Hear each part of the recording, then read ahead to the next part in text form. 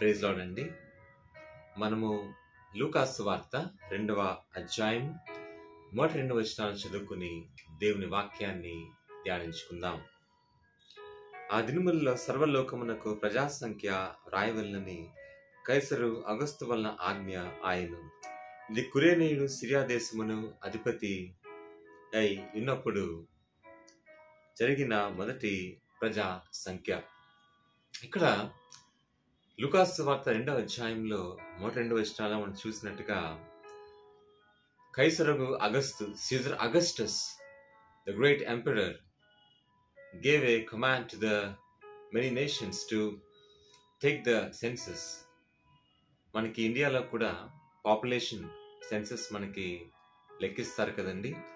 అలాగా ఆ రోజుల్లో కూడా ప్రజా సంఖ్య ఎంత ఉంది అనేది లెక్కించడం జరిగేది. రాజకీయ కారణాల వల్ల, అంటే పొలిటికల్ రీజన్స్ వలన ఆ కౌంట్ తీసుకోబడము జరిగేది. అలాగే యేసుక్రీస్తు వారు కూడా పుట్టే సమయంలో మరి ఎన్ని మంది అబ్బాయిలు, ఎన్ని మంది బిడ్డలు, ఎన్ని మంది కుమారులు జన్మించారు అనే విషయాన్ని కూడా రాబట్టడానికి, తెలుసుకోవడానికి హెరోదు కూడా కైసరగు అగస్తుకు, సీజర్ అగస్టస్కి ఇటువంటి ఆలోచన ఒకటి ఇచ్చినట్టుగా చరిత్ర చెప్తూ ఉందండి. అందుకనే యోసేపు మరియలు వారి ప్రయాణం వచ్చిండగా మరి వారు కూడా ఆ సంఖ్యలో రాయబడతారు కదనే ఉద్దేశము. ఒకటి, ఈ లోకంలో దేవుని యొక్క ప్రణాళిక, ఆయన ఉద్దేశము ఆయన నెరవేర్చుకోవాలనుకుంటే ఆయన ఎలాగైనా నెరవేర్చుకుంటారు. ఆయన ప్రతి కార్యమును ఏర్పాటు చేసినప్పుడు దాని ఉద్దేశంతో చేస్తారు. మరియ యోసేపుని ఊరికనే ఆయన ఎన్నుకోలేదు కదా.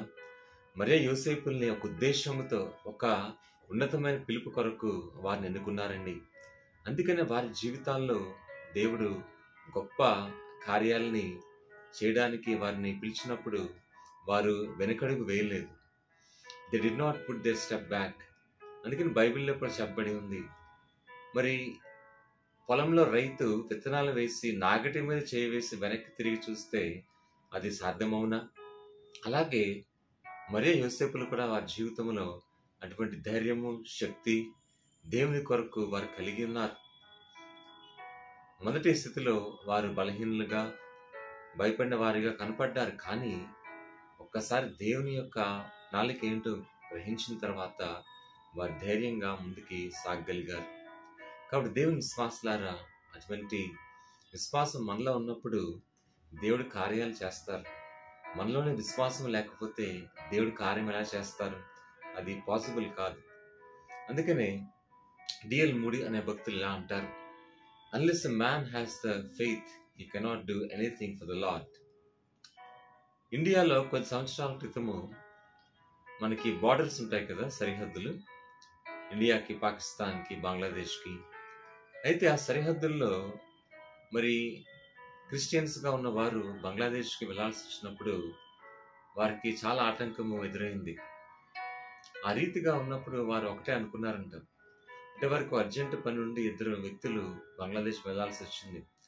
అయితే వారికి ఉన్న ఐడెంటిటీ బట్టి దారిలో ఎన్నో మంది మరి ఆటంకవాదులు ఉండవచ్చు, అనేకమైన అపాయకర స్థితులు ఉండవచ్చు, వ్యతిరేకించే మనుషులు క్రిస్టియన్స్ అంటే ఎదురవచ్చు అన్న భయంతో వారు ఉన్నారు.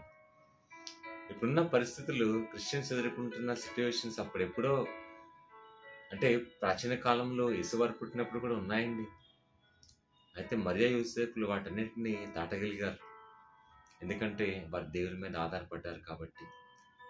అప్పుడు ఆ బంగ్లాదేశ్ వీళ్ళ 2 క్రిస్టియన్స్ కూడా ఒకటే ప్రార్థన చేసుకున్నారు, ప్రభా, ఒక ప్రాముఖ్యమైన పని మీద మేము ఆ యొక్క ఊరిని వెళ్తున్నాం కాబట్టి మీ మీద మా భారాన్ని వేస్తున్నాం అని వారు దేవునికి మొరపెట్టారు. వారు భారమైనటువంటి పని ఏం తీసుకున్నారంటే, వారి యొక్క పూర్వీకులు మరి అక్కడ బంగ్లాదేశ్లో ఉండేవారు.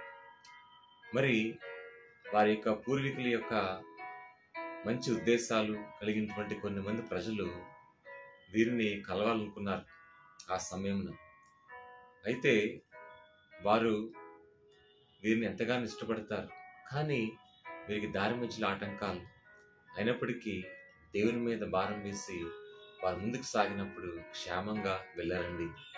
అలాగే మరియ యోసేపులు కూడా చూస్తే వారి నుంచి తీసుకుంటున్నాం inspiration. We are taking this inspiration from Mary and Joseph in our spiritual life. వారు కూడా చాలా అద్భుతంగా వారి జీవితాల్లో దేవుని మీద ఆధారపడుతూ ముందుకు వెళ్ళారు. తద్వారా ఎవరు కూడా వారిని ఏమి చేయలేకపోయారు. కాబట్టి అటువంటి రక్షణ, కృప, కాపుదల దేవుడు ఎవరైతే ఆయన మీద ఆధారపడతారో వారందరికీ ఆయన ఇస్తారండి. కాబట్టి అటువంటి విశ్వాసంతో మనం ముందుకు వెళ్ళినప్పుడు ఉన్నతమైన సహాయము దేవుడు మనకు చేస్తారు.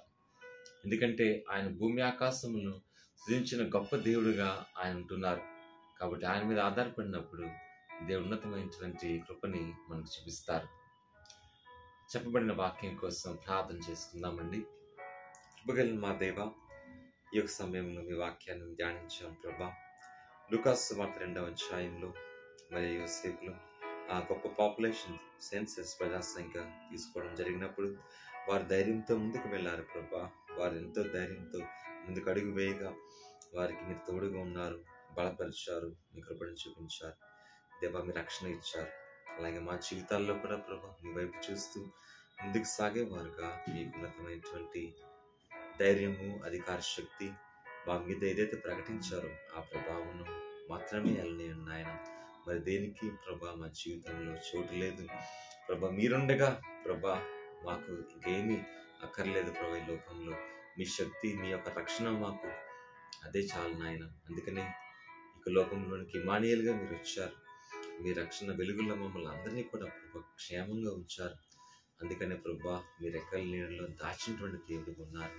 మరి సమయంలో అటువంటి శక్తిని, అటువంటి నడిపింపుని, కృపని ప్రభా ఈ క్రిస్మస్ కాలంలో మాకు దయచేయండి. ఈ వాక్యం నుంచి ప్రతి ఒక్కరికి ప్రభా అటువంటి గ్రేస్ని, మర్సీని, మీ క్రిస్మస్ యొక్క శాంతి, సమాధానం, మీ ప్రేమతో ప్రకాశింపచేయమని వారి హృదయాన్ని మరొకసారి నిబ్బరంతో, నెమ్మదితో, మీ యొక్క వాక్కు శక్తితో స్థిరపరచండి. యేసు నామమున విశ్వాసంతో అడుగుచున్నాము తండ్రి. ఆమేన్. Praise lord.